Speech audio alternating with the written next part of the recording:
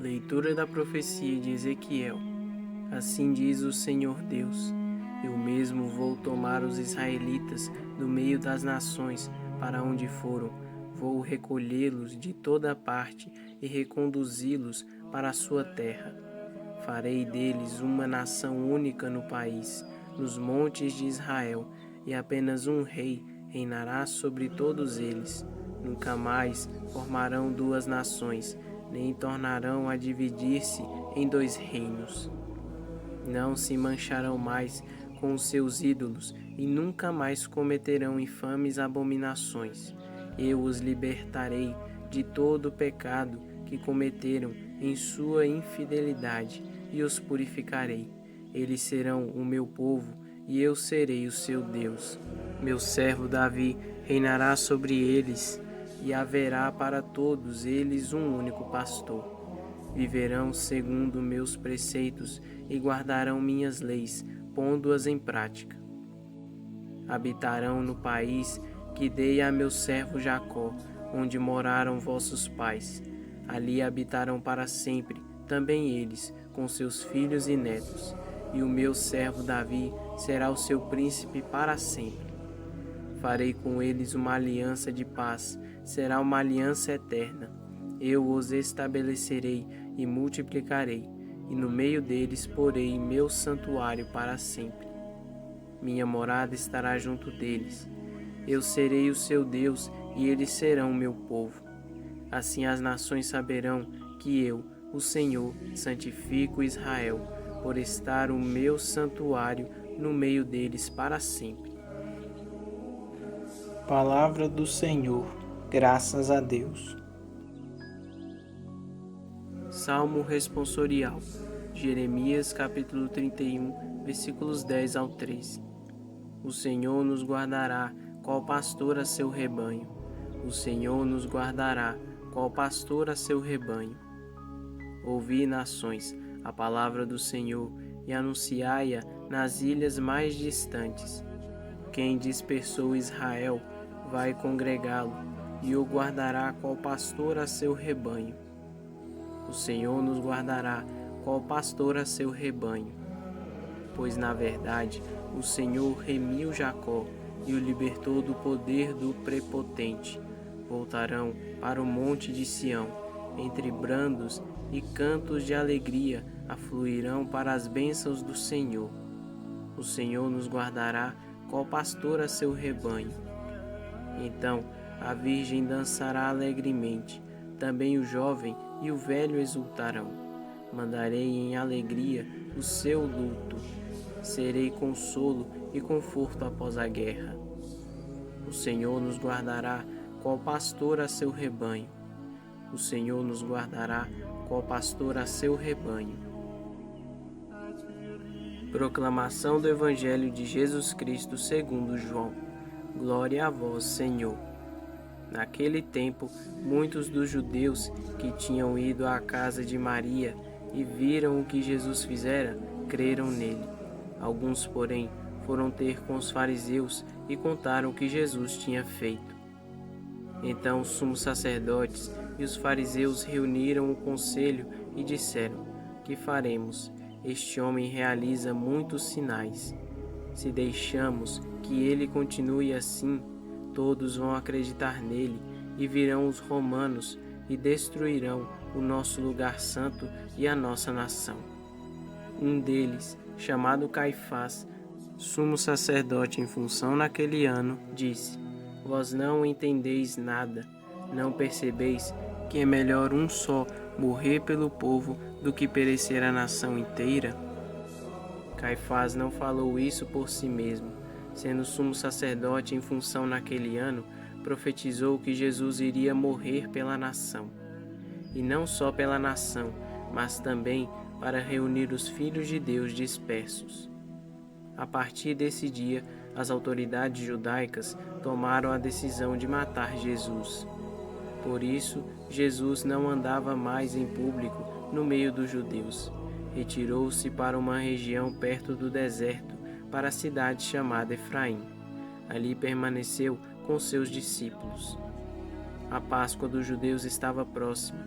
muita gente do campo tinha subido a Jerusalém para se purificar antes da Páscoa.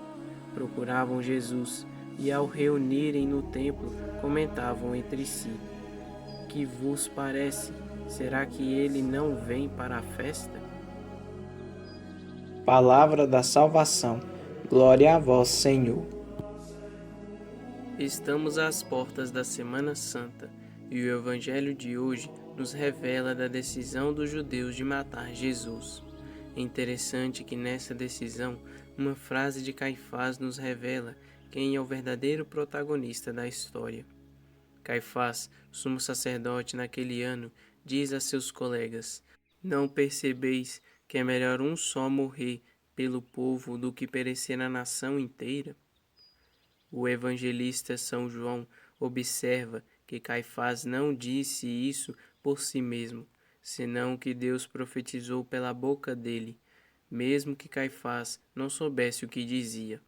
Ou seja, Caifás disse a frase num sentido, a saber, matemos Jesus, assim nos livraremos dos romanos, que não virão matar-nos a todos. Mas o que Deus estava fazendo Caifás dizer é que, de fato, Jesus iria morrer para a salvação do povo inteiro, não apenas de Israel, mas de todas as gentes dispersas que Deus quer reunir em um só rebanho, sob um só pastor. Essa é a explicação do Evangelho. Mas o que devemos tirar dele?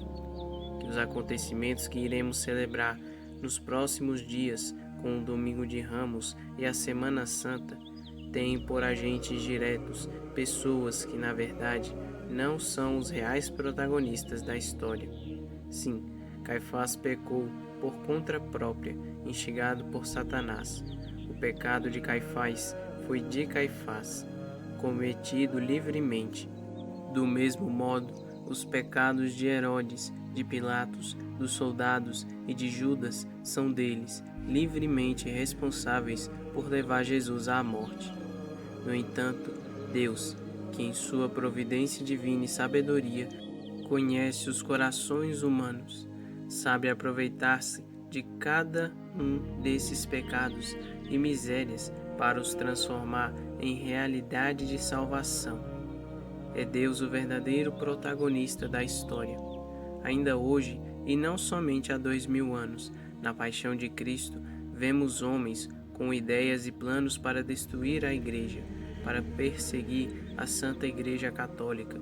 E é tudo tão bem arquitetado, tão bem feito, que chega a dar a impressão de que as portas do inferno finalmente irão prevalecer contra ela. Essa é a sensação que temos, mas sabemos que isso não acontecerá. Por quê? Porque atrás de toda a tragédia que possamos presenciar, seja na tragédia principal, com a paixão, morte e ressurreição de Cristo, seja nas tragédias de hoje, com a Igreja chamada a viver sua própria paixão, morte e ressurreição, à semelhança de seu divino fundador e esposo, existe um Deus soberano, Senhor da história, Alfa e Ômega, princípio e fim, sentido de tudo, o Logos de toda a realidade.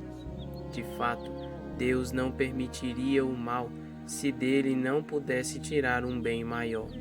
Caifás pensa estar dizendo uma coisa, Pilatos e Herodes creem estar matando Jesus e que ali está o triunfo deles, quando, na verdade, é Deus quem está aproveitando-se de todos esses pecados livremente cometidos como se fossem, entre aspas, pecados providenciais, que lhe dão a ocasião de fazer surgir a salvação para todos. Eis aí a grandeza de Deus, Senhor da história e da salvação. Jesus veio dar a vida por nós. Sim, Caifás, nem tu sabes a profundidade do que dizes, mas é verdade. Convém que um só morra por todo o povo. Se às vezes em nossas vidas encontramos situações em que o mal parece triunfar sempre e nada tem sentido, não deixemos de pedir a nosso Senhor, sobretudo nessa Semana Santa que se inicia, a graça de uma luz para enxergarmos como Deus, protagonista da história, também está guiando nossa história pessoal. Temos a história principal, a de Jesus, paixão, morte e ressurreição. Temos a grande história da Igreja, em que Ele mesmo vive sua paixão, morte e ressurreição. Mas temos também nossa pequena história de salvação, com nossas paixões e mortes, que são, no fundo, a ocasião de que Deus se aproveita para preparar nossa grande ressurreição. Essa luz nos fará enxergá-lo, além de nos dar a graça de nos mantermos fiéis durante as provações.